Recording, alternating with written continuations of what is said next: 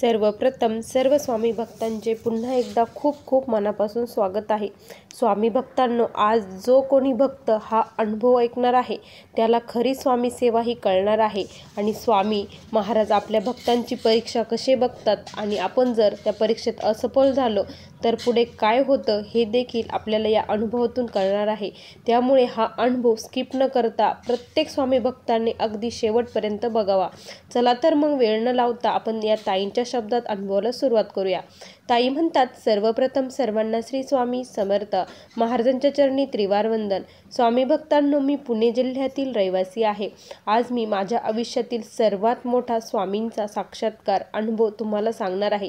जी चूक मी केली ती कोणीही करू नये असं मला वाटतं, त्यासाठी मी माझा अनुभव आज येथे शेअर करत आहे। स्वामी भक्तांनो, आमची परिस्थिती ही जेमतेम होती। त्यावेळेस मी आणि माझे मिस्टर ही स्वामींची सेवा करत होतो। आम्ही स्वामी सेवेमध्ये होतो आणि स्वामी सेवेने हळूहळू दिवस बदलू लागले होते। मिस्टरांना छान जॉब लागला आणि त्या आमचा पेमेंटही वाढलं आणि मी जो व्यवसाय करत होते त्यामध्ये देखील खूप छान प्रगती होत होती।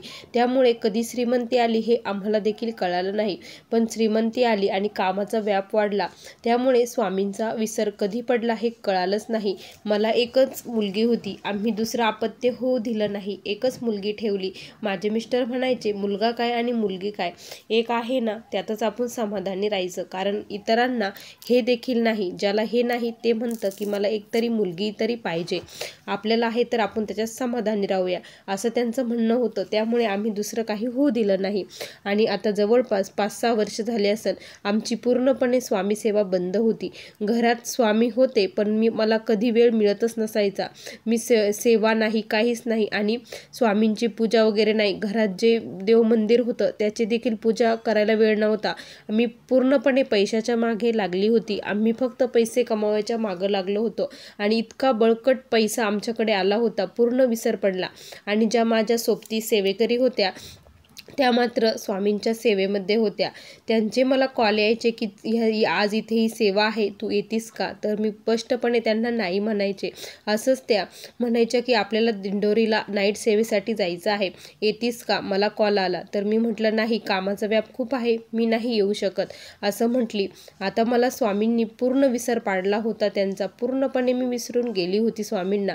स्वामी सेवेमध्ये नव्हते, पूर्ण माझ्या बाजूने निगेटिव्हिटी ही झालेली होती। माझ्या मनात बक्कळ असं विष भरलं होतं, त्यामुळे मला आता देव करूच वाटत नव्हता। त्यानंतर काय झालं ना की असेच थोडे दिवस गेले। माझ्या मुलीचं पूर्ण शिक्षण हे कंप्लीट झालं, शिक्षण कंप्लीट वगैरे झालं आणि आता तिला सुंदर असा जॉब मिळणार असं वाटत होतं आणि आता ती जॉबलाही जाईल, तिच्या पायावर तिने उभे राहावं असं आमची दोघांची इच्छा होती। तिला काही कमवण्याची गरज नव्हती, कारण आम्ही खूप सारं आता कमवून ठेवलेलं होतं, पण आमची इच्छा होती की तिनं पण स्वतःच्या पायावर उभे राहावे, कारण आयुष्यात पुढे काय होईल हे कधीही सांगता येत नाही असं आम्हाला वाटलं। आणि म्हणून म्हटलं, तू एक छान असा जॉब आता शोधायला पाहिजे।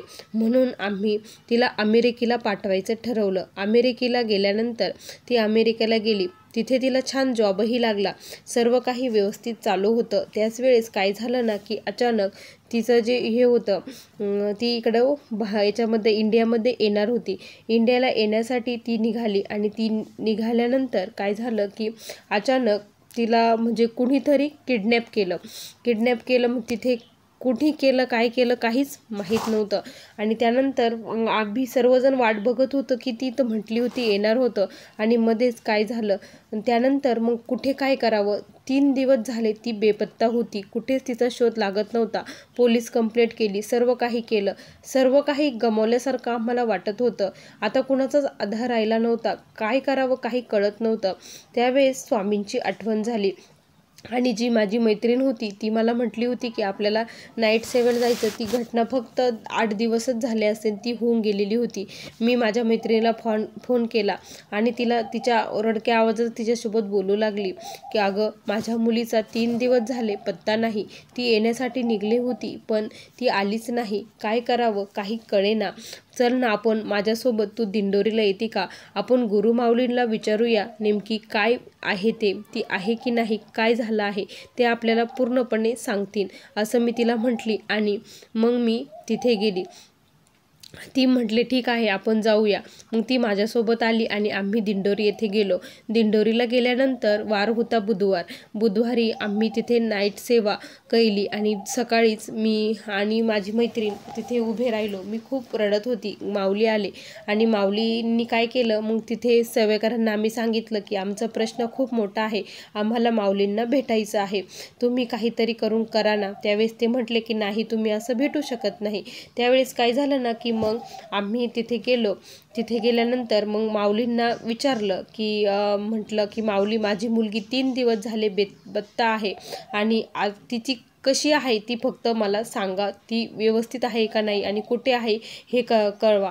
आता मी तर याची नव्हतेच, कारण मी पूर्णपणे स्वामी सेवा ही बंद केलेली होती. मी कुठल्या हक्काने हे विचारित होते हे मलाही माहीत नाही. त्यावेळेस माऊली हसले आणि म्हटले, आज तुम्हाला आमची आठवण झाली आहे का? एवढ्या दिवस का बरं आठवण झाली नाही, असं ते म्हटले. आणि त्या क्षणी माऊलींनी काही न बोलता माऊली उभे राहिल्यानंतर माऊलींनी माझ्याकडे पाठ फिरवली आणि 5 पावले ते पुढे चालले. 5 पावले पुढे चालल्यानंतर माऊली म्हटले की 108 वेळेस कालभैरव अष्टक म्हणा, तुम्हाला निरोप येऊन जाईल. माऊली असे म्हटले. त्यावेळेस असं वाटलं की आता काहीतरी चांगलं घडणार आहे, कारण माऊलींनी असं सांगितलं आहे. मग आम्ही लगेच घरी आलो. घरी आल्यानंतर आमची कालभैरव अष्टकाची सेवाही सुरू झाली. माझी मैत्रीण देखील माझ्यासोबत सेवा करायला होती, मिस्टरही होते. आम्ही 108 वेळेस कालभैरव अष्टक म्हटलो आणि खरंच 108 वेळेस कालभैरव अष्टक म्हणून झाले आणि फोन आला की तिची डेड बॉडी ही सापडली आहे. ज्या वेळेस हे मला कळालं त्यावेळेस पायाखालची जमीन सरकली होती. सर्व काही संपून गेलं होतं. मी पैशाच्या मागे धावली होती, स्वामी सेवा बंद केली होती आणि ज्याप्रमाणे मी स्वामींकडे पाठ फिरवली होती त्याचप्रमाणे स्वामींनी देखील माझ्याकडे पाठ फिरवली होती. आयुष्यात पुढे काय घडणार होतं हे स्वामींना माहीत होतं. त्यामुळे स्वामींनी मला प्रत्येक वेळेस सेवेमध्ये येण्याची संधी दिली होती. प्रत्येक वेळेस मला ते सांगत होते की सेवा कर. कुणाच्या ना कुणाच्या मार्फत ते मला भेटत होते. रोज मला सांगत होते की तू सेवा कर, कारण जर मी ती सेवा केलेली असती, स्वामींच्या सेवेमध्ये सातत्य ठेवले असतं, तर स्वामी देखील माझ्या मदतीला धावले असते. ते काळ वेळ त्यांनी ती चुकवली असती आणि माझं आयुष्य हे उद्ध्वस्त होण्यापासून वाचवलं असतं. कारण एकुलते एक मुलगीला गमावून आज आमच्याकडे करोडोची संपत्ती आहे, पण त्याचा काहीच आता आमच्यासाठी अर्थ राहिला नाही. ज्याच्यासाठी करत होतो तेच आता आयुष्यात राहिलं नाही, तर त्या संपत्तीचं काय करायचं? त्यावेळेस खूप प्रचंड रडू येत होतं. खूप मोठी चूक माझ्याकडून ती झालेली होती. स्वामी भक्तांनो, जी चूक मी केली ती कोणीही करू नका. स्वामी सेवेमध्ये सातत्य ठेवा.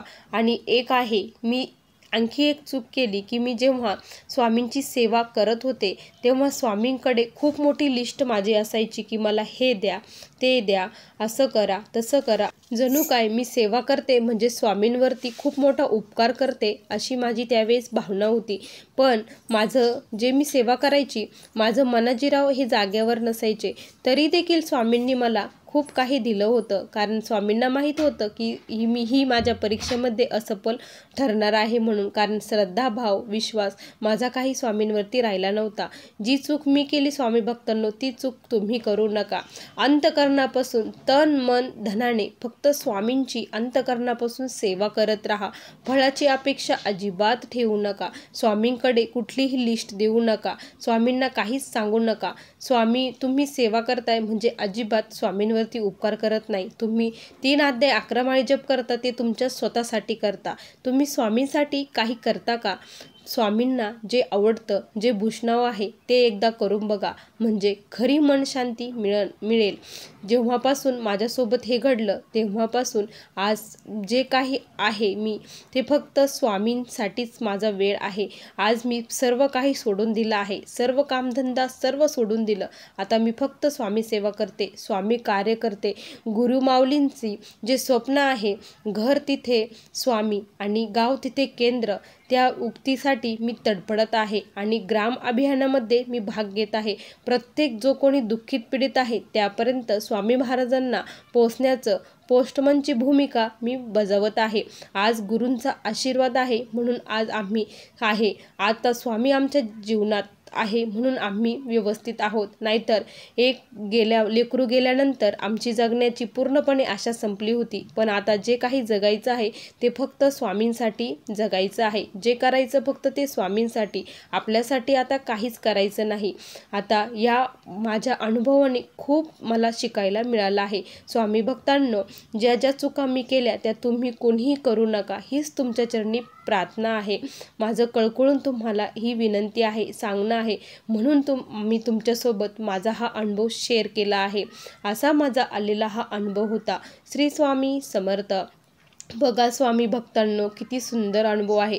खरंच आपण स्वामींकडे किती मागत असतो, पण खरंच स्वामी देखील पूर्ण करतात, पण परीक्षाही बघतात. स्वामींच्या परीक्षेमध्ये जर सफल व्हायचं असेल ना, तर सेवेमध्ये सातत्य हे खूप गरजेचं आहे. स्वामींवरचा विश्वास कधीही ढळू देऊ नका. या ताईंचा संदेश कधीही विसरू नका.